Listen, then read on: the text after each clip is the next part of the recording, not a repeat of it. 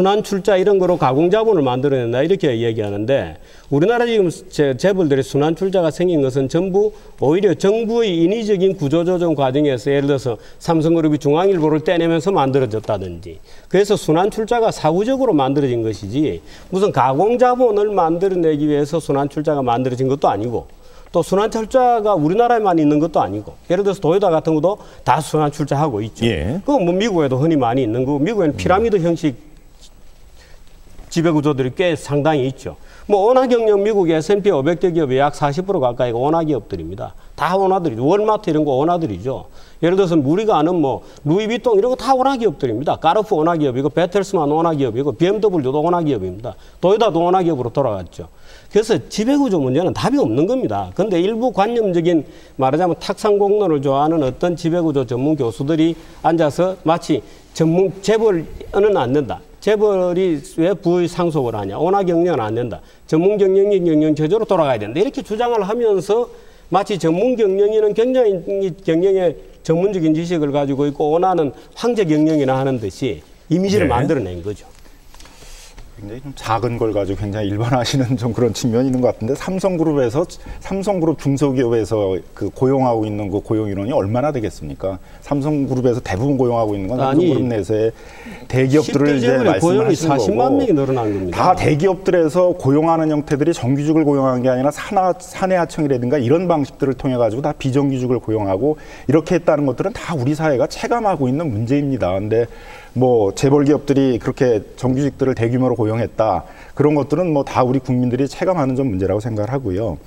그다음에 이제 그 지배구조 문제에 있어서는 다 이제 세계적으로 우리나라 재벌과 같은 기업 집단이 이제 그 지역 집단을 규율하는 그런 법 체계들이 다 있습니다. 그런데 대부분의 법 체계들의 형태를 보게 되면 이제 지주회사 체계예요. 우리처럼 이렇게 막 순환 출자를 해가지고 적은 자본으로 이제 가공 자본, 가공 의결권을 만들어서 이제 이렇게 적은 자본으로 지배하는 이런 시스템들은 이제 거의 없습니다. 우리나라에서도 대부분 다 이제 지주회사 체계로 이제 많이 가고 있고 뭐 현대자동차나 현대중공업이나 이제 이런 몇몇 그룹들이 이제 아직 이런 순환 출자 방식들로 이제 뭐 삼성도 마찬가지로 상당 부분을 그렇게 하고 있습니다만 그런 방식으로 나오고 있는 것이어서 이건 뭐 세계적인 그 추세에도 맞춰서라도 이런 그 순환 출자 방식들은 이제 점점 없애 나가야 되는 것들이 이제 맞는 것이고요.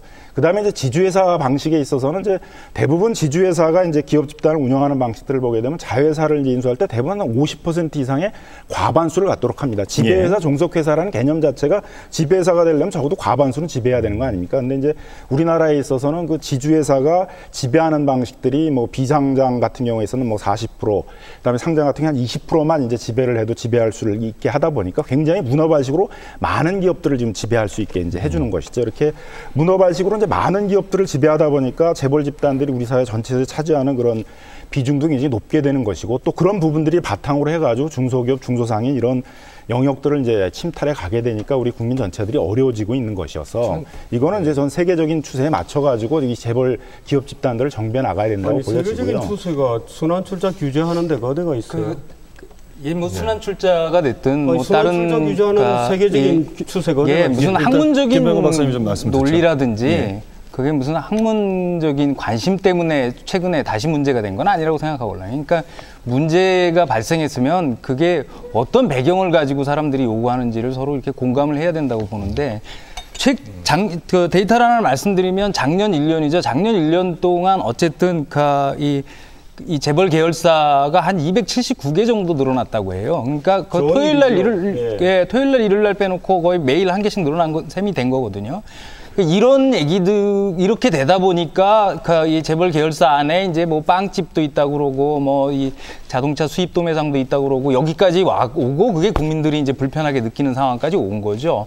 그러니까 이게 왜 이렇게 된 거냐? 그러니까 갑자기 사실은 뭐 삼성그룹만 하더라도 이 이명박 정부 이전 정부인 참여정부 시작할 때 계열사가 63개였습니다. 근데 참여정부 끝날 때 59개였죠. 근데 지금 81개로 늘어났습니다. 왜 이렇게 된 거냐? 이제 이런 것들을 따지기 위해서 그런 거죠. 이게 순환 출자를 규제하면 되는 건지, 출자 총액을 제한하면 되는 건지, 어떤 방법이든지 뭔가 조치가 있지 않으면 이게 더 늘어날 거 아니냐 이런 거기 때문에 순환 출자를 할 거냐 아니면 출자 총액 제한제를 할 거냐 뭘 할 거냐 대안을 얘기를 해야지 그냥 내버려둬야 된다 상관없는 거다 이렇게 얘기하면 안 돼요. 반론을 일단 김종원 교수께 드리겠습니다. 기업하는 사람들 만나서 얘기를 들어보면 굉장히 혼란스러워해요. 도대체 어떻게 하라는 거냐. 예를 들어서 지금 순환 출자 끊자 그러잖아요.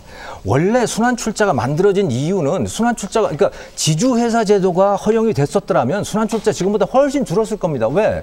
같은 계열사를 두더라도 깨끗하게 그 지주회사 체제로 가면 되니까요. 그런데 지주회사 금지해 놨었잖아요. 원래부터 지주회사는 아니 그러니까 금지돼 있었어요. 됐습니다. 이미 저기 지주회사 풀지가. 그런데 그죠? 이미 재벌은 그 대기업들은 그 이전에 형성이 돼 있었단 말이죠. 그러니까 지주회사 체제가 없는 상태에서 그게 금지된 상태에서 그러면 계열을 유지하려면 어떻게 하느냐 경영권을 그거는 뭐 그런 식으로 얽어놓을 수밖에 없는 거 아니겠어요? 그래서 15년 동안 뭐 LG 그룹도 지주회사로 전환됐고 그죠? SK 그룹도 전환됐습니다. 예, 남은 게 몇 개 있는 거죠. 자, 그 또 하나 제가 말씀을 드리면 이 헷갈리는 부분이 옛날에는 말이죠 주식 소유 분산하자고 그랬어요. 그래가지고 그 재벌 오너들이 그 설립자들이 자기 지분을 굉장히 많이 갖고 있었잖아요. 그걸 정부에서 나서가지고요 70년대부터 억지로 싼 값에 그 주식 공개 모집해가지고 공모주 다 팔았잖아요. 국민주, 공무원주 해가지고 그거 아마 다 기억할 겁니다. 그거 받으신 국민들도 굉장히 많으시거든요. 그러니까 정부에서 강제로 주먹 다짐을 해가지고 야 지분 줄여 계속 지분을 줄였던 거예요. 그래가지고 지분이 1% 5% 이렇게까지 낮아진 겁니다. 원래는 40% 50%짜리를. 그런데 그게 지금 낮아졌더니 그럼 어떻게 되냐. 야 지분 그것도 1% 5% 가지고 어떻게 99%를 그러면 지배를 하냐 이렇게 돼버린 거 아니겠어요. 그러니까 기업하는 사람들의 입장에서는 야 도대체 이걸 어떻게 해야 되는 거지. 이번에 이렇게 가면 다음엔 또 안 바뀔까.